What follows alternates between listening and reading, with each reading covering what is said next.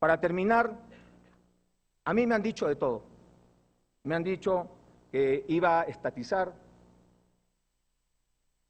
que iba a entregar el Perú a Chávez. Me han dicho de todo. Me dijeron que iba a fusilar a los homosexuales.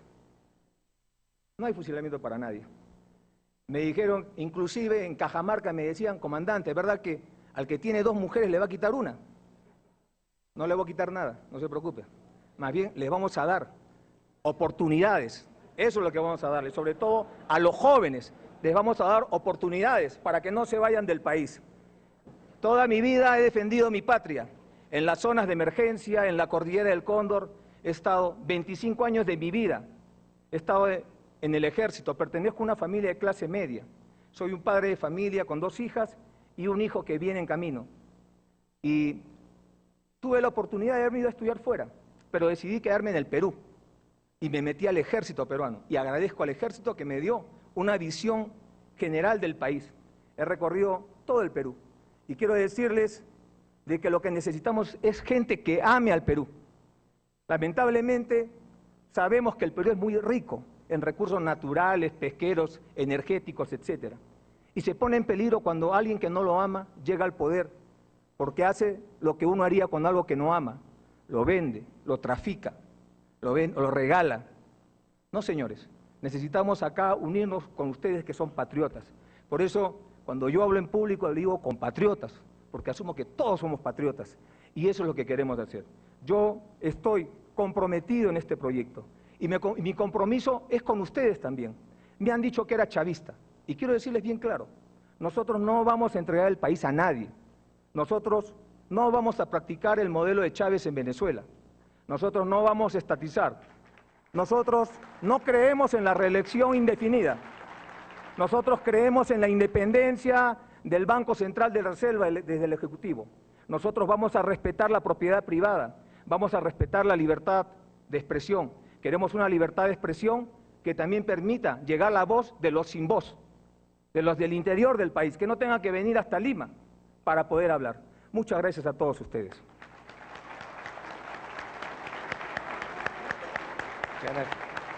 Muchas gracias, señor Humala. A continuación, el panel hará preguntas durante 60 minutos. Le rogamos al señor Humala que la respuesta no durara más de 5 para poderle dar más rotación al panel. Empieza el señor Álvaro Gessler. Señor Humala, usted aspiraba a ser general. Esta institución se llama Ollanta y es un colegio. Así que comenzaremos por lo importante, la educación. Hace poco llamó usted a la unidad en torno a 10 puntos programáticos.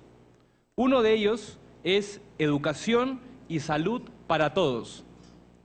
¿Por qué mencionó un concepto de equidad para todos y no uno de calidad?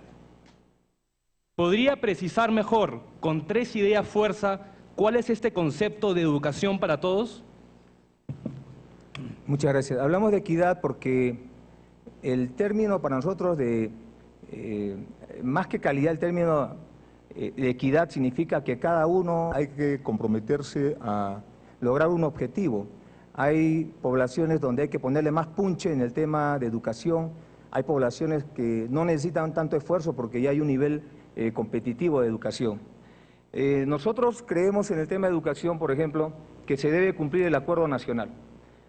Ya tenemos que aprender a tener palabra. Y hay un compromiso en el acuerdo nacional que era elevar el presupuesto educativo al 6% del PBI, y no se ha hecho.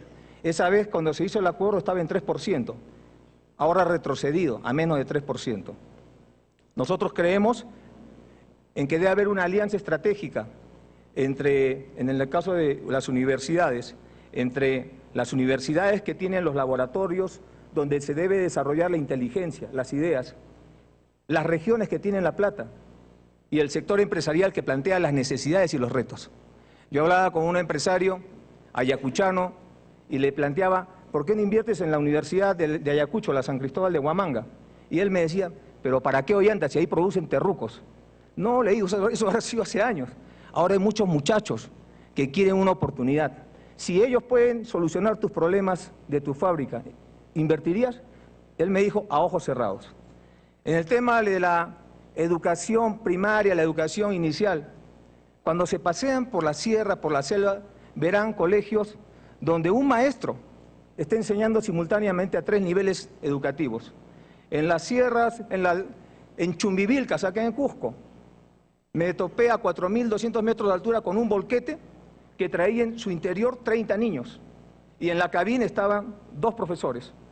Cuando les pregunto, ¿qué hacen por acá? Me dijo, estamos día de paseo. Entonces, normalmente nosotros, ¿qué hacemos un día de paseo con nuestros hijos?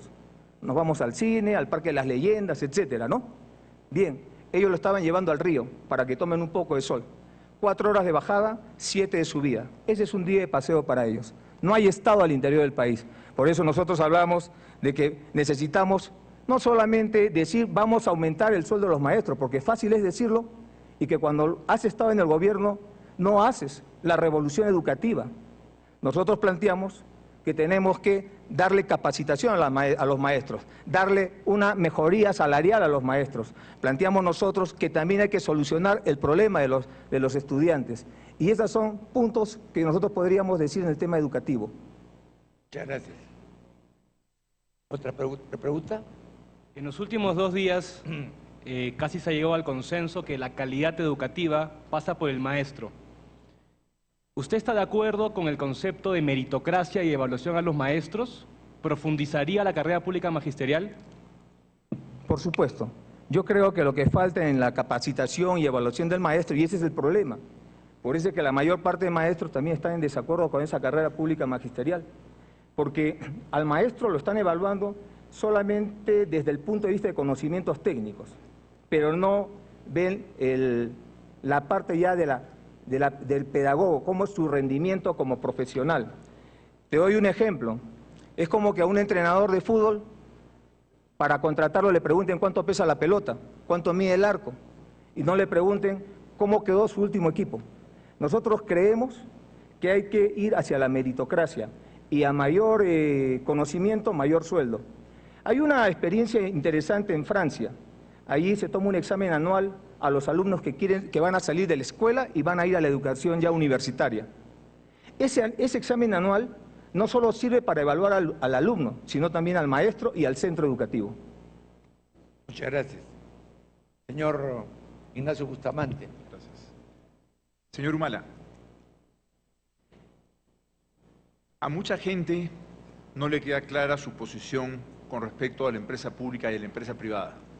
Durante su discurso, usted ha mencionado, sin embargo, el respeto a la propiedad privada y ha mencionado el término no estatizar. En la actualidad tenemos 136 empresas públicas. ¿Su plan de gobierno contemplaría privatizar alguna de estas empresas? Mire, yo creo que en el Perú, más que privatización, lo que ha habido es extranjerización, porque la mayor parte de empresas públicas se vendieron a capitales extranjeros. La división debe ser, me parece, no entre lo público y lo privado, sino entre lo nacional y lo extranjero, porque en el sector nacional también están ustedes, los privados, y en el sector extranjero también hay públicos, como también hay privados. Por ejemplo, Chinalco es una empresa extranjera, pero de carácter público. Petrobras es otra empresa extranjera de carácter público. Nosotros hemos empezado tocando un tema de reflexión. El mundo está cambiando. Hemos hablado de que se está revalorando el rol del Estado. Sin Estado no hay mercado, sin Estado no hay desarrollo. Entonces, queremos competitividad, quieren invertir en todo el país y que haya alguien que garantice, que ponga orden. Pues tiene que ser el Estado, no va a ser su competencia. Y por eso nosotros creemos que el Estado tiene que jugar un rol importante en el desarrollo, es el motor del desarrollo nacional. Y felicito a IPAE que lo ha puesto. En el documento de trabajo, ahí está poniendo el nuevo rol del Estado. Y también al profesor Porter, que ha señalado la importancia del Estado. Y en cuanto a las empresas públicas, yo creo que hay empresas públicas que deben seguir siendo públicas, porque pertenece a todos los peruanos, también es tuyo. Y no veo por qué habría que extranjerizarla o entregarla a un capital privado. Parto de una lógica, que es como un negocio. Si yo hago un negocio, hay áreas claves estratégicas en mi negocio. Si tengo un restaurante, bueno, la caja registradora será un área estratégica, la cocina será otra área estratégica, etcétera, la limpieza. Habrán otras que no, pues, ¿no? Entonces, en esas áreas estratégicas, uno pone a su hijo, a la gente de su confianza, a su esposa, etcétera. Estamos hablando de una empresa familiar. En la medida que los hijos van creciendo y asumen responsabilidades, demuestran madurez, entonces yo le entrego la empresa al hijo. Eso es lo que queremos hacer nosotros. En la medida que el Estado, que las empresas nacionales, los empresarios nacionales, estén dispuestos a jugársela, administrando, teniendo las empresas públicas, por supuesto que se las daré. Pero tienen que demostrar eso, tiene que haber un diálogo. Pero prefiero dársela a mis empresarios nacionales y no extranjerizarlas como se hizo en el pasado. Muchas gracias. Siguiente pregunta. Siguiente pregunta, Ignacio. Siguiendo con esa línea, usted comentó ahora, como dije, que no estatizaría las empresas, pero en su oportunidad, en el pasado usted ha hablado sobre el concepto de nacionalizar ciertas empresas o sectores. ¿Podría usted, por favor, explicarnos la diferencia entre estatizar y nacionalizar, primero? Y segundo, de ser el caso, ¿estaría usted pensando en nacionalizar algunos de los sectores económicos del país o algunas de las empresas del país? Bueno, yo creo que efectivamente había una confusión sobre el tema de lo que es la nacionalización y la estatización, ¿no? La estatización es tocar los activos de las empresas. Nosotros no entramos por ahí. Eso es del pasado. Eso pasó en gobiernos de facto en el siglo XX, estamos en el siglo XXI, y yo puedo ver el esfuerzo de los empresarios de construir con esfuerzo, con trabajo, con sacrificio, un patrimonio que es de ellos y nosotros vamos a respetar. Nosotros vamos a respetar la propiedad de las empresas, la propiedad de las comunidades, no vamos a atentar contra ellas. En el concepto de nacionalizar, el término nacionalismo es darle un carácter nacional, es promover el desarrollo nacional. Les doy un ejemplo. Por ejemplo, en el tema portuario. Nosotros creemos que debe haber una política portuaria. Cuando hablamos de nacionalización de una actividad portuaria, por ejemplo, no es que yo le voy a quitar el puerto a determinada empresa, sea nacional o sea extranjera, no hay por qué hacerlo. Lo que nosotros queremos es conversar, dialogar con ellos y establecer una política que permita enrumbar a un mismo objetivo y no que el desarrollo lo lleve el mercado solamente. Por ejemplo, en el tema de la concesión del muelle del puerto de Paita, nosotros hemos visto que en la licitación la finalidad de la entrega era hacer caja del Estado. Nosotros hubiéramos hecho un diferente perfil para concesionar ese muelle, buscando con ese muelle integrarnos al Brasil, a la región del Manaos. Porque el Perú, por primera vez en su vida, tiene como vecino una potencia mundial, el Brasil, que requiere una proyección hacia el Pacífico. Y su salida natural al Pacífico es el Perú. Entonces, cuando hablamos nosotros de nacionalizar, es crear políticas de Estado en determinadas actividades estratégicas en el Perú, como es el sector de energía, el agua, el transporte, las telecomunicaciones. Tiene que haber una política de Estado. Ese es el concepto nacionalismo. Es más, yo creo que a veces causa confusión y es culpa mía, les pido disculpas por eso, por no aclarar bien las cosas, cuando hablamos de capital nacional, capital extranjero, etcétera. Muchos dicen que el capital no tiene bandera, no tiene DNI. Nosotros evaluamos al capital por su comportamiento y para nosotros todo capital que se reinvierte en el Perú está contribuyendo al desarrollo nacional y nosotros como gobierno los premiaremos, incentivaremos a que otros más se sumen a esto, que esos capitales comiencen a trabajar sobre la producción de productos con valor agregado, que es lo que necesitamos nosotros para salir del modelo primario exportador. Muchas gracias.